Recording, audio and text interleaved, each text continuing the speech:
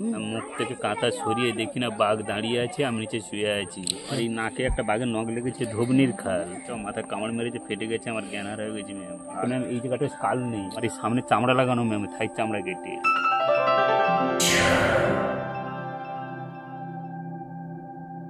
সুন্দরবন বঙ্গোপসাগরে এসে পড়া গঙ্গা ব্রহ্মপুত্র নদের পলি জমে যেখানে তৈরি হয় ছোট বড় প্রায় 102টি দ্বীপ, যে দ্বীপে গড়ে ওঠে পৃথিবীর সর্ববৃহৎ ম্যানগ্রোভ অরণ্য।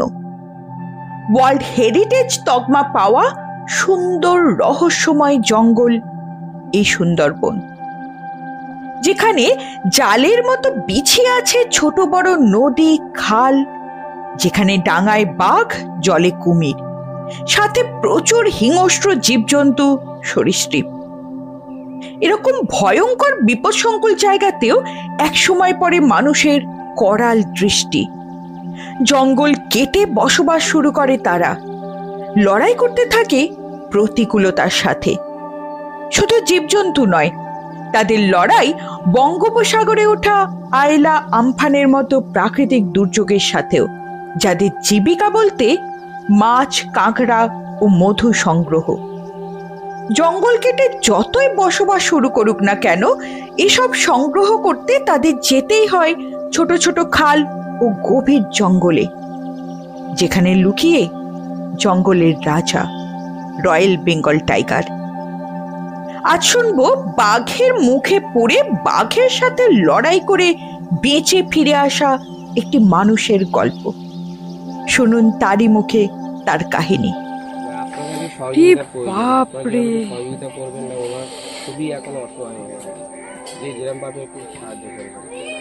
বাঘের মুখ থেকে ফিরে এসছে,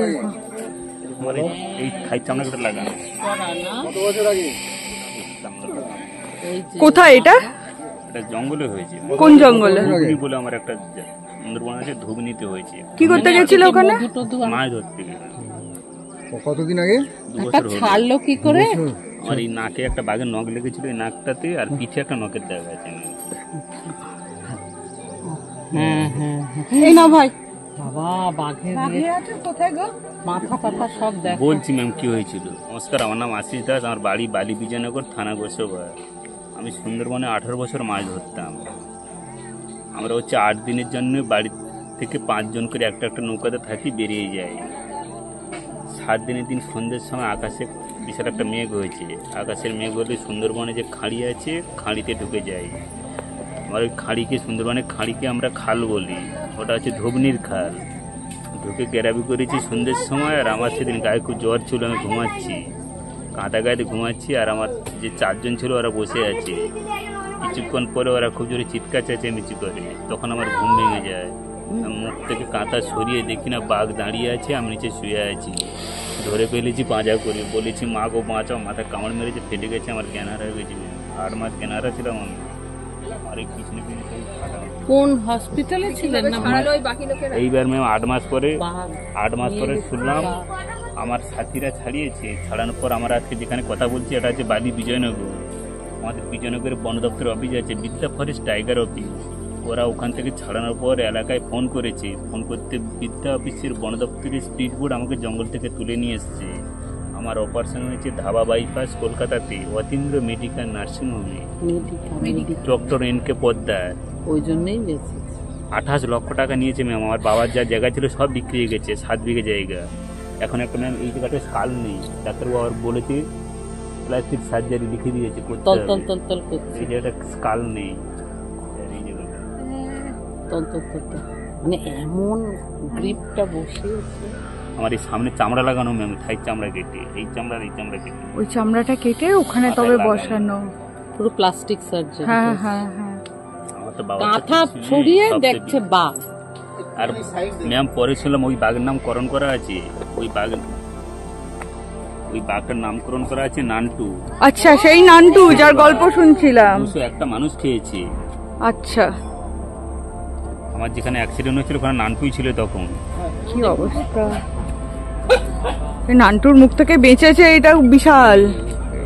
গিয়েছিলাম আমি, প্রত্যেক মাসে মাসে যাই। ডাক্তারবাবু আমাকে N K Poddar, doctor N K Poddar, উনি 2 মাসের ওষুধ দিয়েছে, আমার আর 14 দিনের ওষুধ বাকি আছে। কিন্তু এই একটা সমস্যা হওয়ার পর ডাক্তারবাবুকে আমি ফোনে পাচ্ছি না মোটে। ওরা আছে এনজিও, জানো তুমি এখানকার এনজিও কে আছে, নাম বলতে পারবে? অনিল মিস্ত্রি। হ্যাঁ, অনিল মিস্ত্রি। ফোন নাম্বার আছে? না, আমার কাছে নাম্বার নেই। তুমি এই নাম্বারটা রাখো, আমার নাম্বারটা। তুমি আমার সাথে যোগাযোগ করবে, তোমার কি ডাক্তার ফাক্তার ওষুধ যা কিছু দরকার হবে আমাকে ফোন করবে, ঠিক আছে? সব ব্যবস্থা করে দেবো। আসছি, ভালো থাকো। আমি শোনো, আমার নাম বাবাপদ গাঙ্গুলি, তুমি আমাকে ফোন করবে, আমি তোমার সব ব্যবস্থা করে দেবো।